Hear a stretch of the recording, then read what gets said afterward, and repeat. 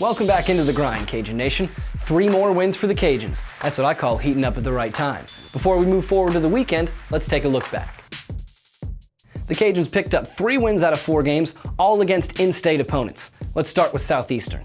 Game number 1 was played in Lafayette here at Tigue Field, and the Cajuns picked up a 4-1 victory, thanks to home runs by Joe Robbins and Bren Conrad. Also on the mound, Gunnar Leger, Eric Carter, and Dylan Moore combined to only give up 1 hit in the performance. That's filthy. Game number 2 out in Hammond, it was Southeastern's day. Jamison Fisher and crew went off for 16 runs, and the Cajuns just couldn't keep up. In game number 3, though, they bounced back for a 5-4 victory in comeback fashion. All 5 runs came in the 6th inning, and then Dylan Moore came in and shut the door.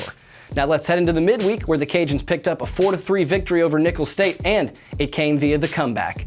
Brian Mills came through with the huge double to finally seal things up, and you guessed it, Eric Carter was back involved for his 2nd save of the season.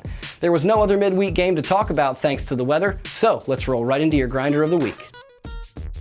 I had a couple options for grinder of the week this week. Brian Mills and Joe Robbins both made strong cases at the plate, but I gotta go with Eric Carter.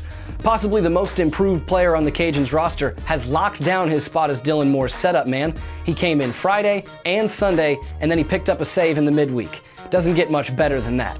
He'll be heavily involved this weekend when they play Texas State. Let's get into it. Get ready, Beer Man, because Section A and the rest of Cajun Nation will be back at Tigue Field this weekend. Texas State comes into town with a 21-17 record and a 9-6 slate in Sun Belt Conference play. Unfortunately for Texas State, they've dropped their last 5 games and 7 of their last 8. Not looking too good. They do have 2 pretty good starters, though, in Lucas Humpel and Jeremy Hallenquist, and you've got to look out for Tanner Hill. The 250-pound senior from San Marcos has 13 home runs on the year, so you might just want to walk him.